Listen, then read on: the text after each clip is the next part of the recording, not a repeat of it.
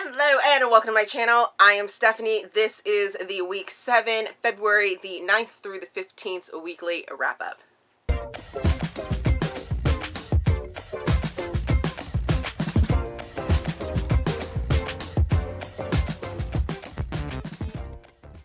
As I said, this is going to be the weekly wrap-up for week 7 of 2020, February the 9th through the 15th. However, I'm going to do this video a little bit differently. This week, I'm going to give you guys a little bit of story time, and then I will do the reviews from last week. So, if you are strictly here for the reviews, go ahead and check that description box that has a whole bunch of good information in it, i.e. timestamps, my Ko-fi page, so that if you have a couple extra dollars here or there, you can donate and keep this channel running in maximum capacity, and all my social information is down there, so go check that out. Make sure you like the video, make sure you subscribe, all that good stuff.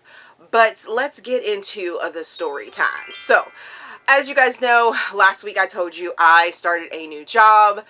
Yay, sort of. It's also contemporary week, contemporary-a-thon week, and I was gonna vlog it, but no, that did not happen. So, report first day to the job. I knew I was getting into something a little different. I had been with the federal government for 20-some plus years and things like that. So I knew things were gonna be a little different. But once I got there, holy shit, were things different. So it's a family-run owned company. Okay, that's great. No big deal. Gonna have like wives and husbands and brothers and sisters and, you know, cousins and things like that working there. Not a problem. Not an issue. Still not an issue. That part of it was great. It was fine. What it wasn't was very helpful. So first day I get in there, and the person that I come to find out am now replacing decides to take that day off. So Monday, the person that I'm replacing wasn't there. So I get dumped into the fire hole of craziness. They have me come in at 9 o'clock in the morning, and that is pretty much when shit is hitting the fans in that office and in that building, in that company and things like that. So I get thrown directly into the fire. So I'm helping out and trying to do what I can, you know, with the limited knowledge of the business that I am going into, and it was crazy. One good thing that does happen on that day is that everyone notices the difference in the way paperwork is being done, the way emails are being drafted, everything like that. So they are very, very happy with me still, and going to be, because yeah. So this knowledge that I find out, or this little tidbit of information that I find out once I get there and start working, is that the person that was supposed to be I was supposed to be working with is now the person that I am replacing. So yeah, first day she's not there. So I knew once they told me that the week before, she had handed in her letter of resignation, probably thinking that they were going to offer her more money. But when you only do 70% of your job, you can't think that they're going to keep you. That's not how works. Doesn't work like that. I'm totally tongue-tied on that one. That is not how working in jobs happen. That's not how you run a business. If you're not doing your job, then you don't get paid higher, you don't get raises, and you can't demand that, you know, you're gonna quit, hand in your letter of resignation and think that they're gonna throw more money at you and they're gonna keep you. So that's Monday. Super crazy, super, you know, into the fire. I'm also told on Monday that I am not allowed to use my cell phone or have any listening devices, i.e. earbuds or anything like that. I can use my cell phone to listen to the radio, but it has to be without an earbud. So that kind of nixes my whole listening to audiobooks, because although I think I could probably get the people into in the office that I'm gonna, like, little room, because it's not really an office, in the room to listen to my audiobooks, there's some not safe for work books that I listen to that would probably be jarring to some other people that may walk in and out of the room, of the office, and everything like that. So kind of have to so I can only read during my lunch hour, which is 1 exact hour, and it's from noon till 1. And I can listen on my commute to work, but that's only like 15 minutes. In bad traffic, it can be 35 to 40 minutes, and then on the way home, which can be 30 minutes to an hour. So those are my reading times now, which kind of sucks because I was really enjoying that 8 to 10 hours of reading. And this week's numbers really, really are telling of that. So yeah, I have to de-stress. I'm now working in a location that's close to home, but at the same time, I have to deal with the crazy, crazy traffic. So listening to an audiobook is going to help de-stress me, which is a good thing. Let's see. So Tuesday comes around, and at this point, I have filmed a couple clips for Contemporary-a-thon, but this is the day that I figure out that there is no way I'm going to be able to record anything, and that I am dealing with a very young, not company, because the company's been around for like 30 or 40 years, but a very young person. So, person I'm replacing comes in on Tuesday. Very young, and obviously my beautiful young face makes it seem as if we're of the same age range. So, this person also is not a teacher. There's no way that, you know, they're equipped at this point in time in their lives to be able to teach someone what they're doing, or how to take over, or how to do their job. Because, yeah, they make up their own rules as they went. So, yeah, I had to deal with that. That was very lovely. So, I'm constantly saying, hey, what are you doing right now? What are you doing right now? Why did you do that? Where are you clicking there? So much fun. So much fun. Wednesday rolls around, and this person decides to call in because what happens? Her water is not working in her apartment. Okay. And then she has the nerve to send a text to our supervisor and is like, don't let her touch any of my work until I get there. But bitch, you don't know when you're coming in. So how are you going to tell your supervisor what to do? Wednesday is also the day that I learn that this person that I am replacing was born the year that I graduated high school. In turn, I could be her mama. So, needless to say, yeah. I mean, if you guys have been watching my channel for any amount of time, you know me. I am like a straight shooter. I'm gonna tell you what's on my brain, and I'm older. I'm of years. She was born the year that I graduated high school. The year that I entered the workforce is the year that she was born. And she's gonna try and tell me how to do some work. I was like, woo-hoo-hoo-hoo-hoo. Y'all trying to make me laugh up in here. Needless to say, the bosses are very happy with everything that I'm trying to come in and implement and stuff like that. At that point, they were asking me, they were like, do you need her to come in? We can feel the tension that's there. We got into a couple of dust-offs and things like that. We were sitting on different sides of the office, not even speaking to each other, because she about got it. She about got it. Because she came in and was like, looked at me like, why are you on my computer, for one, and for two, you don't know what you're doing. And I'm like, bitch, I just sat with such and such, and I think I can handle it. Thank you very much.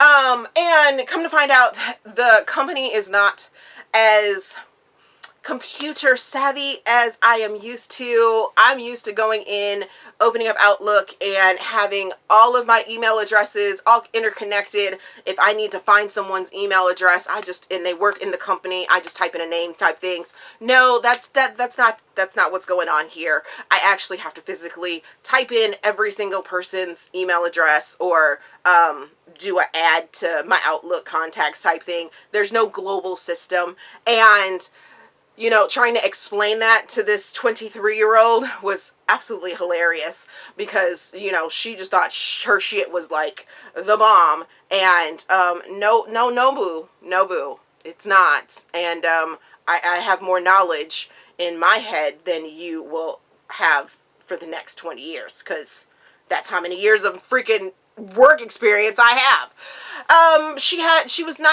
nicely tried to tell me that, this person would be my friend, and stab me behind my back, and that, these people are just disrespectful, and they're mean, and they don't appreciate it. They didn't appreciate her, and that's why she's moving on. And of course, in the back of my head, I'm thinking, no, it's because you're not doing your job.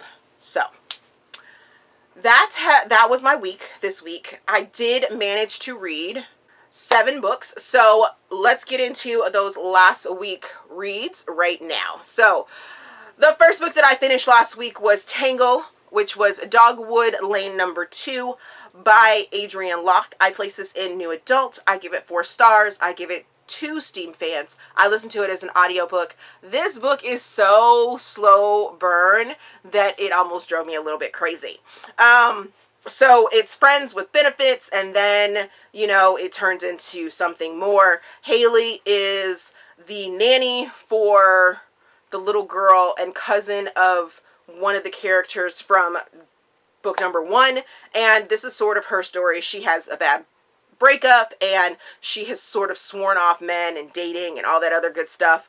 And Trevor, he just doesn't know, he has commitment issues, and the two of them end up hooking up and doing the friends with benefit thing, but then feelings start getting involved, and it's a freaking slow burn. It's so slow burn. Like, seriously. Super slow burn. The next book that I finished was Don't Let Me Go, which is Slice number 3 by Teagan Hunter. I place this in New Adult. I give it 4.25 stars. I give it 3 Steam fans. I read this as an ARC. However, it has been released, so you guys can go check this out.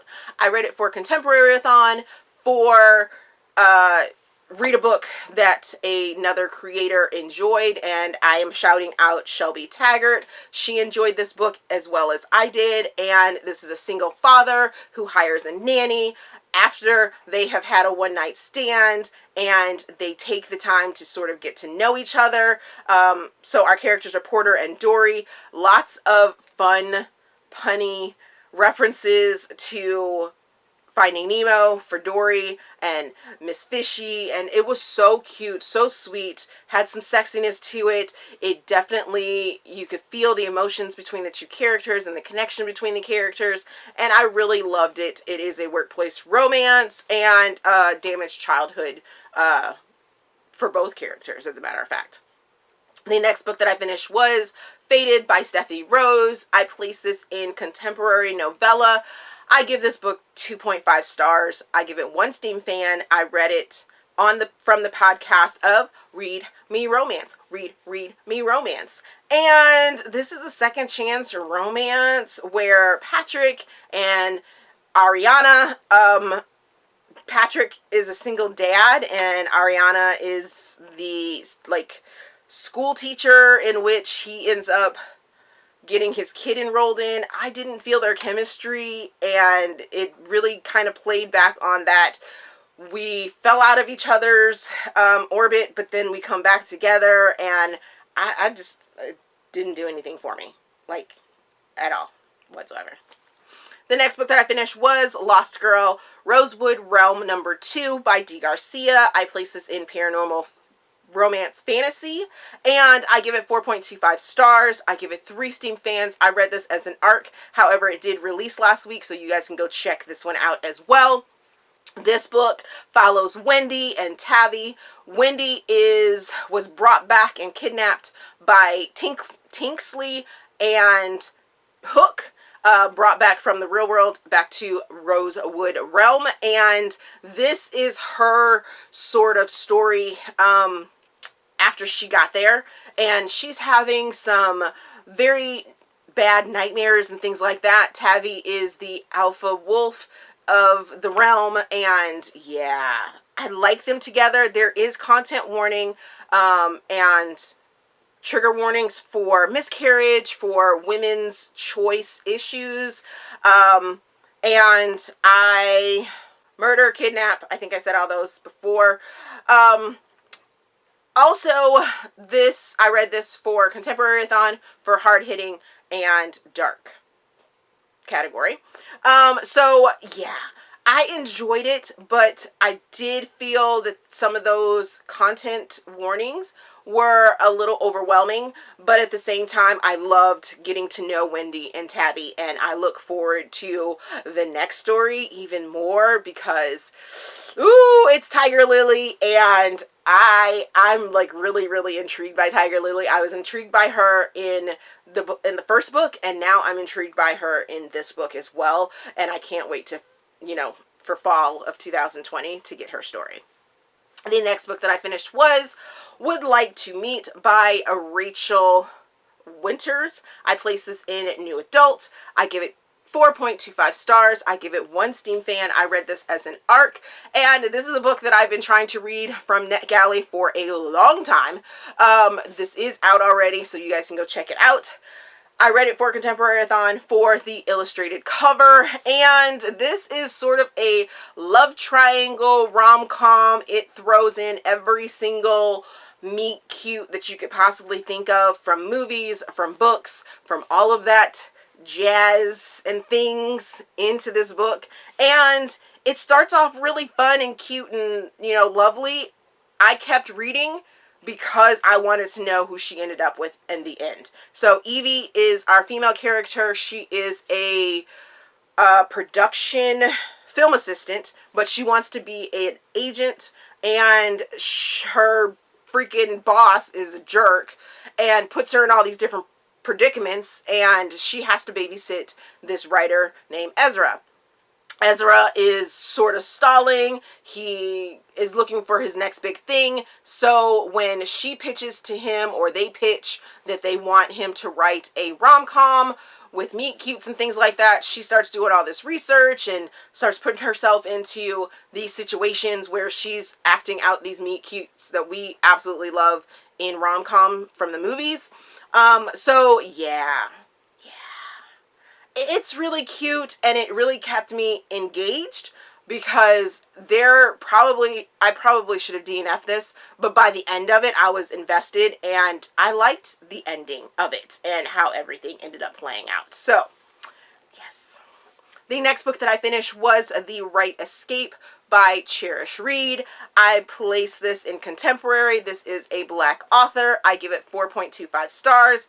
I give it 3 Steam fans. I listened to it as an audiobook, and I also listened to this one because I need to read the next book from Charish as well. And I read this for Contemporary-a-thon for diverse read, for new to me author, and for green on the cover.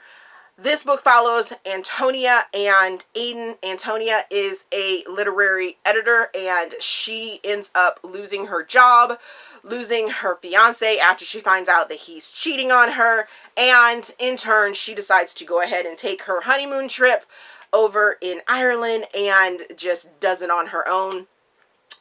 Aiden is a professor of literature, and he needs to take a break from his life because he's going for tenure, but he is having sort of these blocks and relationships and stuff like that. So he goes to this small town that he's from or near in Ireland, and they end up meeting. They end up actually staying in a cottage on opposite sides of the cottage, so it's like split in two. It's like a duplex or whatever.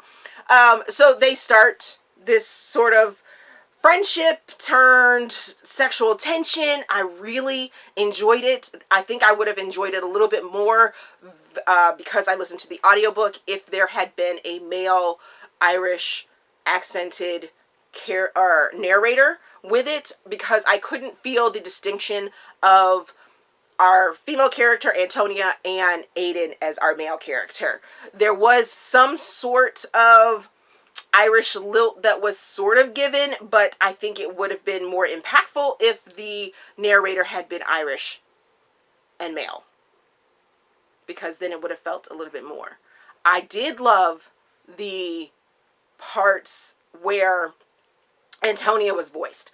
I could tell that the narrator was black, or I don't even know. I'm not sure if the narrator's black or not, but when I listened to this character and the fact that Antonia is black, I felt it in her speech, in her texture of her voice, and I was so here for it. So here for it.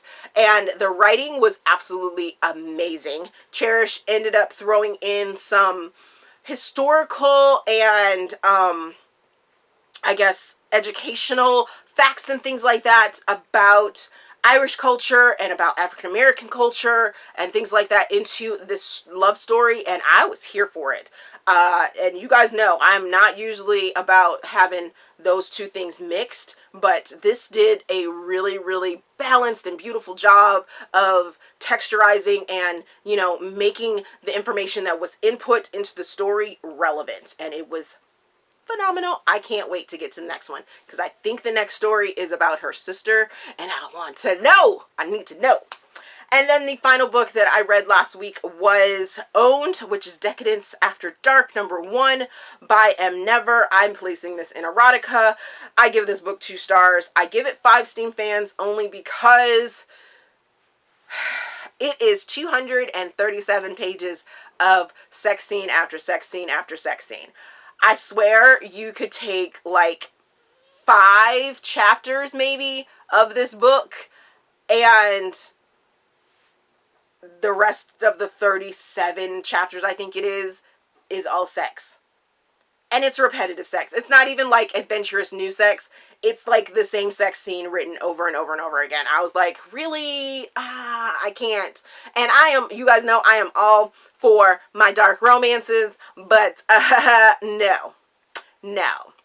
So in this story, we have Ellie, who works for this expo company. She's an assistant. And then we have Kane, who is the hot guy that is like friends with the CEO and is doing some import-export type stuff. And after they're in a party and stuff like that, Ellie tells Kane that she's attracted to him and is like, yeah, let's go have some sex. I'm like, okay, we're here for it. Then he ends up drugging her and kidnapping her, and that's about all I know on that sort of front. Then it like fades to black to him training her to do the master slave thing, and there's a rape scene, an oral rape scene that's in this book. He forces her to sort of engage in that master slave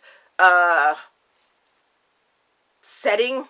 Completely wrong. I mean, I have read quite a few BDSM books, and this is not how you do it. And yeah, no.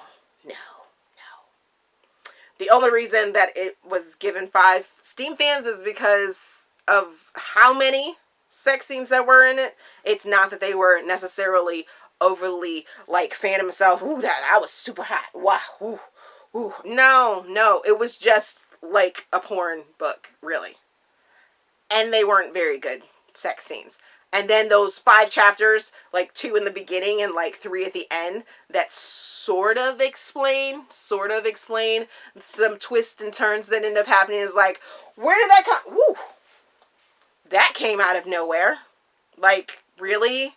That's what the story is supposed to be about? It's supposed to be a romantic suspense, but you didn't give me any suspense in them other 33 chapters prior to this one. So, how you gonna throw that in there? I am kind of interested in seeing what happens in the next book because of the cliffhanger ending. But I have a feeling it's just going to be more little tidbits of information and then a whole bunch of nonsensical sex scenes that aren't very sexy. So there's that. On to what I am currently reading. I am currently reading Flame by Aleatha Romig. This is a arc and I've already started it and I'm so excited. I'm so excited to continue on with Patrick's story and I'm just super excited about it. I am also going to be getting into Great and Precious by Rebekah Yarros just because. I'm also going to be trying to get into The Boyfriend Project by Farrah Rochon and A Cowboy to Remember by Rebekah Weatherspon. All of these books are coming out at the end of the month, and I want to get them read before they come out so that you guys can go and check them out after you've heard my thoughts on them. I have very, very high hopes for these books that I've just talked about. So let me know if you are excited to hear about any of the books that I am currently reading. If you have read any of the books that I have already read this week, let me know your thoughts down in the comment section. As always, if you enjoyed this video, please give me a big thumbs up and subscribe to the channel. Also, there is a feedback form down in the description box so you guys can help me improve my channel. Like I said, on my socials, Ko-fi page, if you have a couple extra dollars here or there that you can donate, please do. That link is in the description box. And I think that's all. Thank you for watching. You guys are amazing. And we'll see you guys in the next video.